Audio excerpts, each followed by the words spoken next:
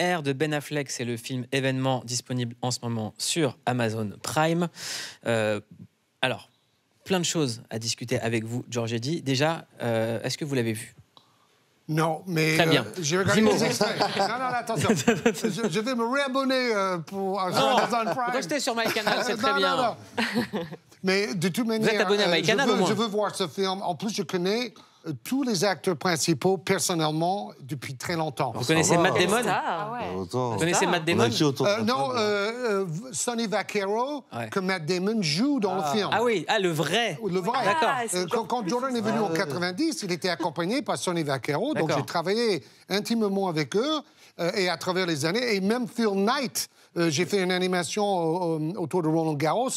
Et avec Phil Knight, j'ai fait des réunions avec lui. Joué par Ben Affleck dans le film, qui est le patron et le créateur de Nike. C'est ça. Jimo, toi, t'as vu le film? Ouais, j'ai Alors, vu. attention, c'est un événement. Jimo a vu un film dont on va parler. C'est incroyable, Jimo. T'es en train de me dire que t'as travaillé? Ouais, mon pote. Waouh, ça s'applaudit, ça. Bravo. T'as pris une pause de 3 semaines pour regarder un film. Mais c'est magnifique. Oui. Alors, raconte-nous. Ben écoute, c'est l'histoire de la Jordan, la collab qu'il y a eu entre Nike et Michael Jordan, avant qu'il devienne Michael Jordan. Et le personnage de Matt Damon est le seul à y croire au début du film. Et on voit toute la négociation qu'il y a eu dessus, quoi. C'est bien résumé. Bravo, Jimo. Bravo. Alors, c'est une histoire qui a changé le monde du sport, notamment sur le plan marketing et commercial. Il y a plein de choses. grâce à la mère de Jordan. Grâce à la maman de Michael Jordan qui menait les négociations. Vous l'avez rencontrée, la maman de Jordan? Alors, la maman... J'ai dû la croiser, mais je ne crois pas que j'ai eu la chance de discuter intimement avec elle. Ce qui est dingue dans ce film, il y a plusieurs choses. Il y a l'aspect culturel, avec ce que Michael Jordan a amené. Personne ne pouvait miser à tel point sur lui et savoir qu'il allait devenir la superstar qu'il est aujourd'hui, sauf sa mère, parce qu'on la voit négocier avec Nike. Et surtout, la façon dont Nike a changé l'approche que les grandes marques à l'époque, Converse, Adidas et les autres, avaient par rapport aux joueurs de basket. C'est-à-dire qu'ils proposaient aux joueurs de basket de les sponsoriser. Les joueurs de basket n'étaient pas intéressés, ils ne pouvaient pas faire leur modèle et il avait la décision sur rien. Comment est-ce que Michael Jordan a changé la donne? Bon, en fait, c'est son agent David Falk, que j'ai bien connu aussi, et lui, il était dans le tennis. Et dans le tennis, on avait des chaussures, notamment au nom de Arthur Ashe, Ilie Nastase, les grandes vedettes de l'époque. Alors, eux, ils avaient une chaussure à leur nom. Et donc, lui, il s'est dit, on va faire la même chose dans le basket et ça va révolutionner ce business. Et c'est exactement ce qui est arrivé. Le truc, c'est que Jordan était une star universitaire, mais pas encore une méga star mondiale. Il était au tout début de sa carrière NBA.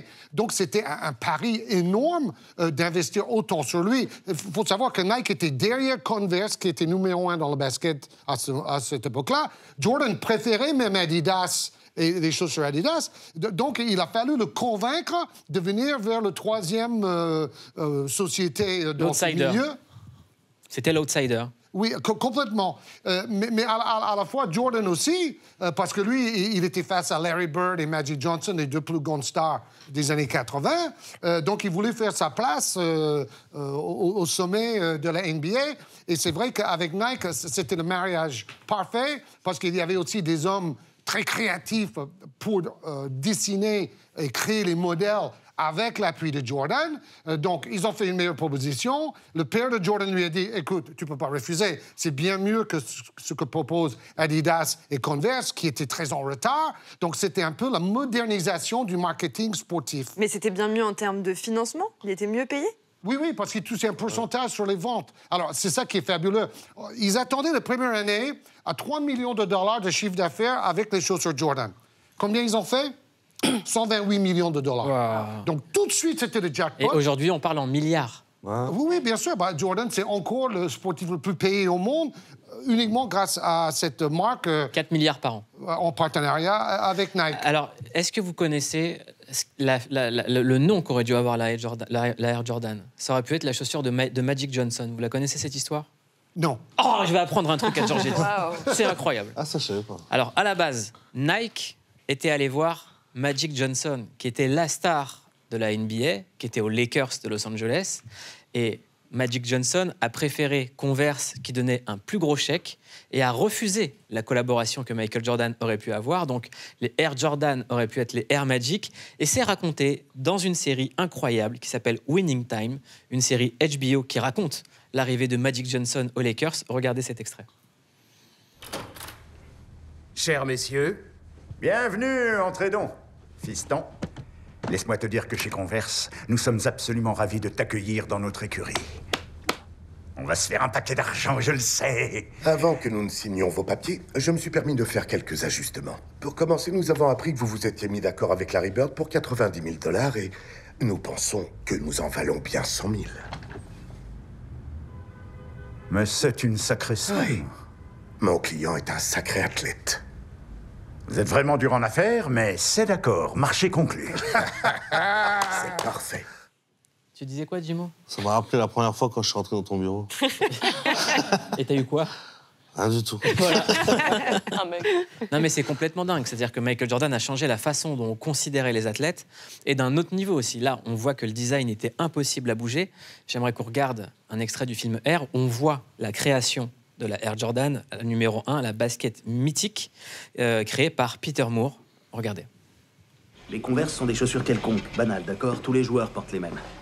L'idée avec celle-ci, c'est que c'est pas l'athlète qui porte notre chaussure, c'est notre chaussure qui est conçue autour de l'athlète. On considère que c'est la chaussure qui est une manifestation physique de l'individu et non que l'individu est, lui-même en quelque sorte, l'emblème de la personne morale qu'il incarne. Oui, on peut dire ça. Les prérequis de base sont s'exprimer en tant qu'individu, s'adresser à un public très large et enfin être la plus magnifique chaussure qui ait jamais été créée. Pourquoi est-ce que la Jordan a changé l'aspect des baskets? Il faut être honnête, le premier Air Jordan était basé sur une chaussure qui existait déjà. Donc, c'est par là où il y a eu vraiment beaucoup de créativité. Par contre, à partir du moment que Tinker Hatfield désigne des chaussures... c'est lui qui a fait la Jordan 3. C'est ça. Et beaucoup par la suite. Et chaque fois, c'était un événement avec une chaussure complètement différente par rapport au précédent, avec un design incroyablement créatif, moderne, tout ce que vous voulez. Tinker Hatfield, c'est un designer d'exception. Et je vous invite à regarder le Click X avec Tinker Hatfield.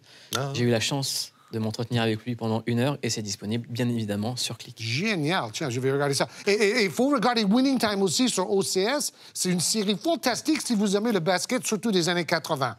Alors, dans le film, Ben Affleck interprète un personnage qui est le personnage de Phil Knight, le fondateur de Nike. Il a raconté sa vie dans un livre qui s'appelle L'Art de la Victoire, un best-seller. Moi, ça fait partie de mes livres préférés. Vous aimez pas ce livre? Moi, je m'attendais à plein d'histoires entre Phil Knight et des grandes stars comme Tiger Woods, comme Jordan et les autres. Et en fait, il raconte surtout les débuts de Nike, quand il vendait des chaussures du coffre de sa voiture, qu'il a ramé avec les Japonais pour faire fabriquer les chaussures et tout ça. Donc, à la limite, c'est peut-être intéressant, mais j'avoue que c'est pas ce qui me passionnait le plus. Donc, j'ai été un tout petit peu déçu de ce livre. Moi, ça fait partie de mes livres de chevet. Je vous le recommande. Si vous nous regardez, vous ne savez pas trop quoi faire dans la vie, vous dites comment est-ce que je peux changer de vie, comment est-ce que je peux monter un business, comment est-ce que je peux essayer des choses, comment est-ce que je peux tenter, comment je peux apprendre à perdre. Il faut absolument lire L'Art de la Victoire, c'est un de mes livres de chevet. Et j'aimerais qu'on regarde un extrait de Phil Knight, patron de Nike, en 2016. You have to have a total and complete passion because there's going to be so many dark moments. You know, I think the dark moments are true for any entrepreneur or any startup company. I'm sure that you talk to Steve Jobs and Apple, you'd see many, many dark moments. Ours happen to last a little longer than most of them, but you really emotionally have to be prepared for those dark moments. Exactement. Et je vous recommande vraiment ce livre, L'Art de la Victoire. On va parler de l'actu du jour qui secoue la planète basket, Georges Eddy. C'est la nuit dernière qui a eu lieu à Chicago, l'un des événements les plus attendus de la saison de basket, la loterie qui décide de l'ordre de la prochaine draft NBA. Est-ce que vous pouvez nous expliquer c'est quoi la draft? Alors là, c'est la loterie. C'est très compliqué à expliquer. Je vais faire simple. Les plus mauvaises équipes de la NBA ont un pourcentage de chance plus grand par rapport aux équipes mieux classées, par rapport à la draft, c'est-à-dire la sélection des joueurs de 19 ans ou plus. Et donc, il y avait 3 équipes qui étaient très mauvaises. San Antonio, Détroit et le troisième ne me revient pas.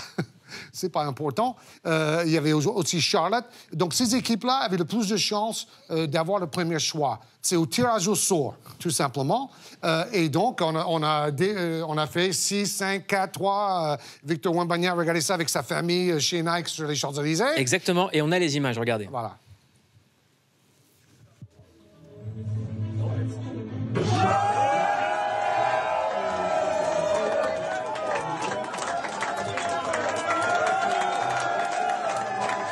Can't really describe him, you know. It's just my heart's beating.